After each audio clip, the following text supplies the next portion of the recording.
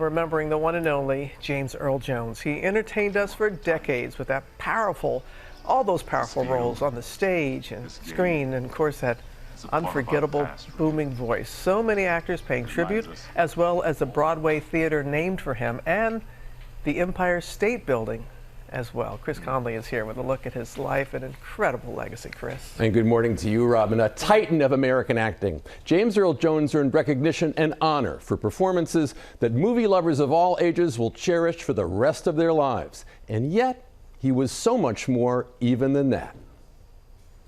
I am your father. A heart-stopping moment for generations of moviegoers, and he made it unforgettable. That's impossible! Search your feelings, you know it to be true. James Earl Jones could hold millions in thrall with just the sound of his commanding voice. As the voice of Darth Vader in the Star Wars trilogy. I am altering the deal. Pray I don't alter it any further. And as Mufasa in the 1994 Disney animated classic, The Lion King. Look, Simba, everything the light touches is our kingdom. In the flesh on screen, he could be just as compelling and charismatic. People will come, Ray.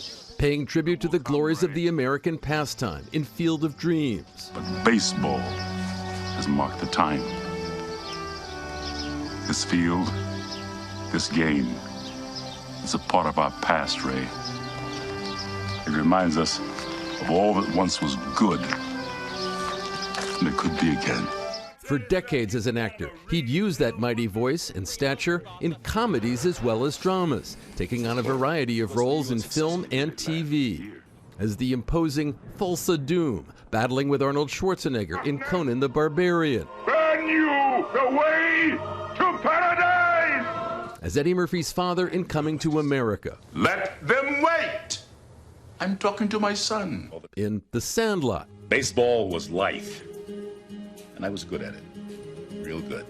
And as a U.S. official trying to broker deals with Robert Redford's Renegades in Sneakers. His vocal authority was one of his life's greatest triumphs. Born in Mississippi during Jim Crow, he remained mute for nearly a decade, then overcoming his stutter and finding his voice, as he told David Muir. There was a teacher who looked at one of your poems and said, "This is so good, I want you to prove that you wrote this." Yeah. Do you remember standing up and reading that? Oh, yeah. And getting through it without stuttering. Later, in an era when black actors were often denied the opportunity to play classic roles on stage, James Earl Jones starred in Shakespeare, Othello certainly, but also Hamlet and King Lear.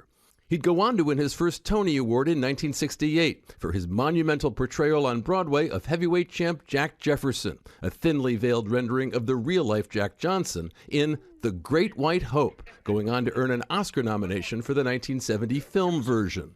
Are you the Black Hope? Well, I'm black and I'm hoping. It transformed his career, and his many successes opened doors for others after him. "We stand on your shoulders," said Oscar nominee Coleman Domingo on social media. "Rest now. You gave us your best." And co-stars paying tribute. Field of Dreams co-star Kevin Costner writing, "Only he could bring that kind of magic to a movie about baseball and a cornfield in Iowa. I'm grateful to have been a witness to him making that magic happen." Mark Hamill as Luke Skywalker paired with Jones Vader forever, writing simply, "R.I.P. Dad." And the Walt Disney Company honoring their Mufasa and Darth Vader. CEO Bob Iger writing, "The stories he brought to life with a uniquely commanding presence and a true richness of spirit have left an indelible mark on generations of audiences." Look at the stars. The great kings of the past look down on us from those stars. Really? Yes. So whenever you feel alone, just remember that those kings will always be there to guide you. And so will I. James Earl Jones died Monday at the age of 93. Simply remarkable. And you know, in an era when special effects and visual wizardry bring us such cinematic wonders to behold, it is worth remembering James Earl Jones could do so much with only words and his voice. Guys? And you were telling us you remember as a 12-year-old seeing him? Sitting at the back of the theater at the Alvin Theater, maybe 10 blocks away watching The Great White Hope. I can still hear the sound of his voice today from the stage there. Yeah, That's the back right. row. Thank you so much for bringing that to us, Chris. We really appreciate it.